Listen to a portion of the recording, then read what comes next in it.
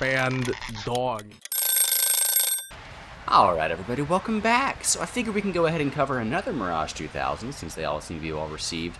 This is the Strike one, and I figure it's probably a good time considering we're getting another Mirage 2000 next patch, which will basically just take the best of both Mirage 2000s as is and merge them into one. Now, this is the Mirage 2000D, and at a battle rating of 11.3, it's actually lower than the other Mirage now. On release, this thing was absolutely terrible. It had 2 Magic 2s, and then it had its Ground Ordnance, and that was it. Now, it did actually get a gun pod now, and this gun pod is surprisingly effective. Now, you do have the small issue of, you know, just the drag and the weight associated with a gun pod, but I would still say it's worth it, just because, unlike something like a Phantom, where you can get away with only running, you know, the missiles just because you have 8 of them, this thing only has 2 Magic 2s. So I would highly recommend running the gun pod, and it doesn't really slow you down that much. Now, you do have to get a little bit used to the placement. You can see I whiffed my shot right there, it goes above him, just because I'm not used to the guns being below it. And then we have a little wheel shatter moment there. Now, Defas are usually a little bit better off compared to a lot of other guns when it comes to wheel shatter. They're the one of the guns I'm actually still, you know, fine using right now, just because, you know, most of the time when you hit the last 2 damage, but you do get cased just like that right there. And then I do get trolled by the gun placement right there. He should have died in that shot. If I had nose-mounted guns, he would have been dead right there. But you can see I am easily pulling aside this Yak 141. This is still an excellent dogfighter. You can actually see the slats popping out in the wings right now.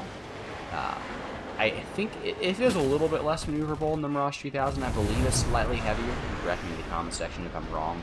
But it's still very capable in a dogfight, and especially against, you know, stuff like that F4S, it's just pancakes right there. You're not going to have any issues whatsoever.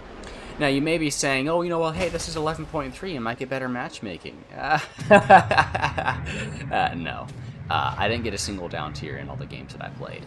Some nations get more down tiers than others when playing 11.3, like when I was playing Britain, for example. I felt like I was getting more 10.3 games, but I didn't get a single one this one. So I wouldn't rely on it. Just keep in mind you're most likely to be fighting F-16s every single game. And this does struggle against F-16s. You can see every time I pull, I'm bleeding speed like crazy. That's just the disadvantage of being in a Delta wing. You know, you have your advantages and disadvantages, and one of the disadvantages of this thing is just the fact that you have massive speed. Now, that's not to say you can't use this to your advantage. You 100% can. If you're in a dogfight, for example, you can pop your air brakes and use the massive speed bleed that you have to let someone overshoot you. The problem is, all you have really then is just your Magic 2s in the gun, and you're really limited when compared to the Mirage 2000C. In Air RB, I would not recommend flying this thing really.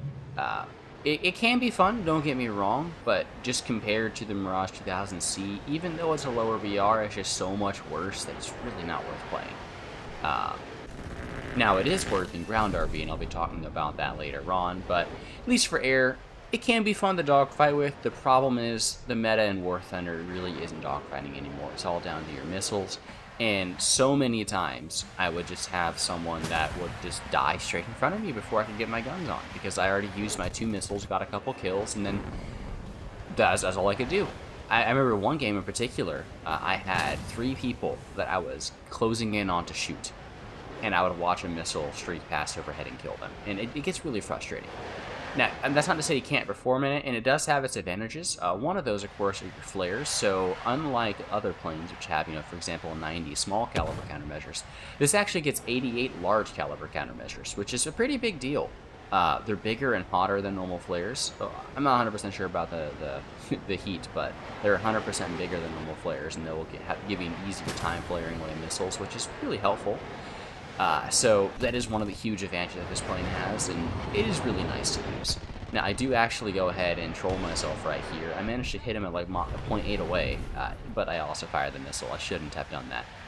Now, one really nice thing about the Mirage 2000 is that they actually increased the rip speed to, I think it's like 1,510 kilometers an hour recently. So you can see I'm going 1470 right here.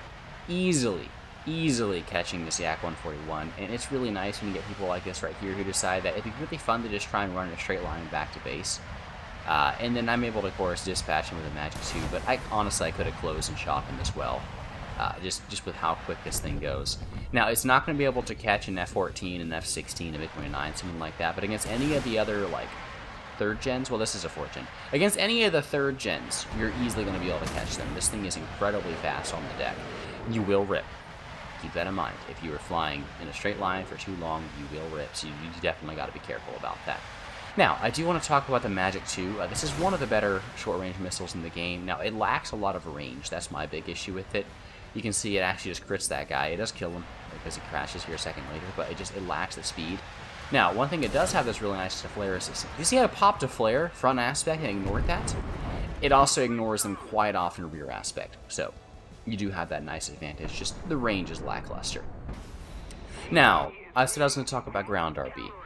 Now, this does have the same issue of, fighting the Pantsir almost every game as other planes do, but you get the Nords, which you can see right there as being the BMP-2M with us at like 12 kilometer range, and then you also get these GBUs, which are quite effective. That right there is the 1,000 kilogram one I use. This also gets access to the, I believe it's a 2,000 pound paveway, and some other smaller paveways as well. Now, of course, even though I'm using the bigger laser-guided bomb right here, I actually wouldn't recommend doing that. I would recommend running the two smaller paveways and just running an assault fuse, because it's much more effective that way. I'll be showing you that a little bit later.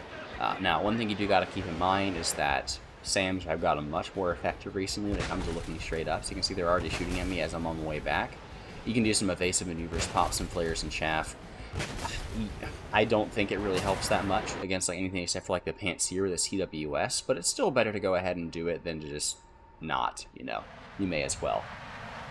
Now, you're going to have to be very proactive when it comes to fighting the Pantsir. You can see this guy right here just spawned in, and I already have a bomb on the way for him. If he sees me, I will die. It's simple as that.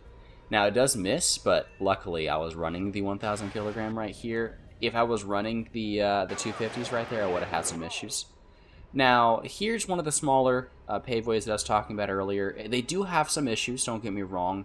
One of those is they randomly like to lose lock and just, not track.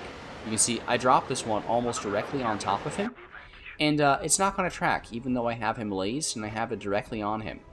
I'm about to go ahead and check it here in a second. It's just going to be flying straight and not actually tracking.